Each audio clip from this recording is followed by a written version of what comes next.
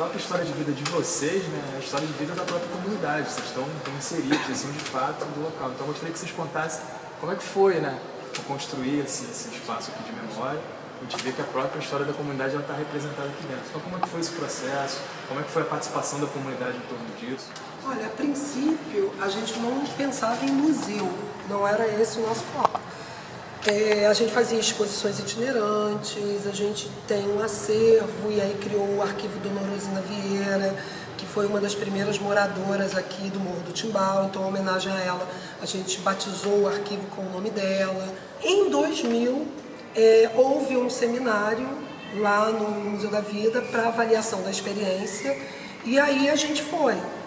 E contando a experiência do SEASM, da Rede Memória e da parceria com o Museu da Vida, um professor de museologia estava lá, o Mário Chagas, que ele é da Unirio, e ele quis conhecer o projeto do SEASM que funciona lá em cima no Morro do Timbal. Ele ficou encantado pelo projeto e disse que a gente desenvolvia inúmeras ações museais, palavra que a gente não conhecia, ações museais, o que é isso? E que se a gente quisesse, a gente tinha até um acervo para criar uma exposição permanente. Então, vocês estão querendo queimar o Louvre, né? Então, para a gente ver como é que houve uma tensão e como é que houve uma discussão. Na verdade, a gente não queria queimar o Louvre, a gente queria que o museu ele fosse uma coisa que tivesse mais ao alcance das pessoas, né? Deixasse de ser esse espaço sacralizado e que pudesse representar também o cotidiano, o dia a dia das pessoas, para que ali elas também pudessem construir suas narrativas e se ver também apresentadas no museu, porque o museu ele tem essa aura, vamos dizer assim, né? essa coisa mística de que um objeto muito simples, por exemplo, um martelo daquele numa caixa de ferramenta trancado na minha casa é uma coisa, um martelinho daquele colocado numa parede exposto dentro de um museu, dentro de uma narrativa que fala do trabalho, ele tem uma outra dimensão, né? Então foi um pouco isso, também interessante para mostrar que esse espaço aqui ele dialoga também com a história local e com a história de ocupação do subúrbio e com a história de ocupação da própria cidade do Rio de Janeiro. Em 2004, o Governo Federal, o Ministério da Cultura, lançou o edital dos pontos de cultura pelo programa Cultura Viva e aí a gente inscreveu o projeto do Museu da Maré, já pensando nesse espaço como um espaço que iria receber a exposição. Em 2005, a gente então soube que tinha sido selecionado e aí começou todo o processo de implantação da exposição aqui nesse espaço.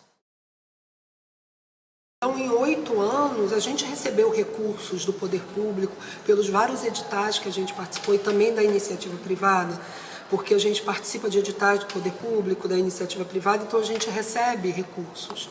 E esses recursos eles foram todos alocados nos projetos que a gente desenvolve.